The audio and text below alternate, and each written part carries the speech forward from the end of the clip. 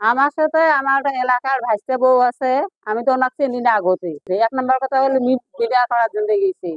পরে ৭০-৭৫ জনের লোকে টাকা ওই ভাইস্তে বউর হাতে দিচ্ছে হিজড়ে। ডিমের অফিসে 4 জন আসলো ওইখানে, আমাকে ডাক দিচ্ছে।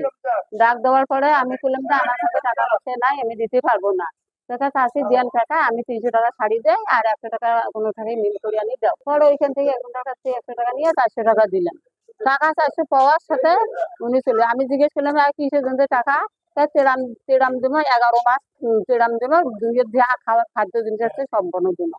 সয়াবিন চাল চুল কি কি লাগে হলুদ মলুদ সব দিল। হলুদ হলুদ ওন্না আসলো, লাল মেসকি গাছ কামিজ আসলো, আর কালা পায়জামা পিন্ডতেছে। যে একটা ছেলে মানুষ হয়ে একটা যে মেয়েদের পোশাক পরে, এটা কেন পরবে? ওই ওই তো একটা ছেলে মানুষ, ওই তো মেয়ে মানুষ না, আমাদের মতন না। ও তো হিজড়ে না। প্রতারণা করতেছে কেন মানুষের কাছ থেকে? এর কাছ থেকে নিচ্ছে টাকা, ওর কাছ থেকে টাকা নিচ্ছে, ওর বাড়িতে ছিনতাই করতেছে, ওর বাড়িতে হানাহাজারা করতেছে। এমন অনেক মানুষের কাছ থেকে বাড়ি চুরি করে নিয়ে আসছে। আর ওই এমন এমন কিছু করছে, মানুষের কাছে নামাজ পড়ার কথা কয়ে টাকা নিয়ে আসছে, যে যায় নামাজটা দেন তো একটু। মানুষের বাড়িতে দয়ার ভেঙে টাকা নিয়ে আসছে। এগুলো করবে কেন? ওই তো ছেলে মানুষ, একটা কর্ম করে খেতে পারে।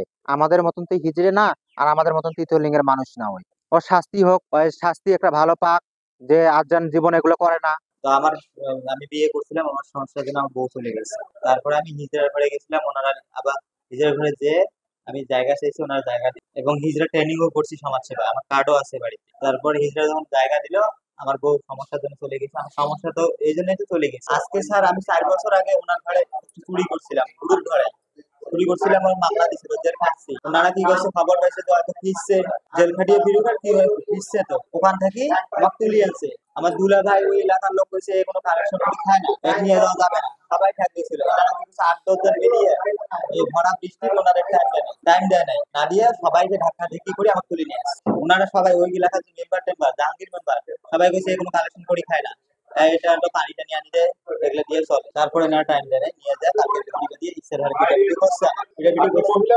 ওনাদের ঘর থেকে কাপড় পরা ওনার ঘর থেকেই শুরু, আমার শাড়ি চুরি ওনার ঘর থেকেই করছি আমি। আমার তো চুল ছিল স্যার, ওনার ঘরে চুলাতে মনে দিয়েছিল, নিজে ক্যাসিডি আর প্লেট দিয়ে দিলে স্যার প্রমাণ আছে। ওনার ঘর যখন চাচ্ছি তখন এই কাজ করতাম সর্বপ্রথম আমার জীবনে। মেঘলা হিজড়া আমি 4 বছর ওনার কষ্ট করে খাওয়াইছি, হিজড়াগিরি করে খাওয়াইছি, সবকিছু উনি দিছিল আমার। ওখানে আমার মতো আরো একজন ছিল, রাম নাম, ওর নাম কুয়াশা, তারপর আপন নাম, ওর নাম জেরি ছিল। ওনার ঘর থেকে আমরা তার প্রতারণা কোনো মানুষ হয় নাই, এটা মিথ্যা মামলা খাইলাম।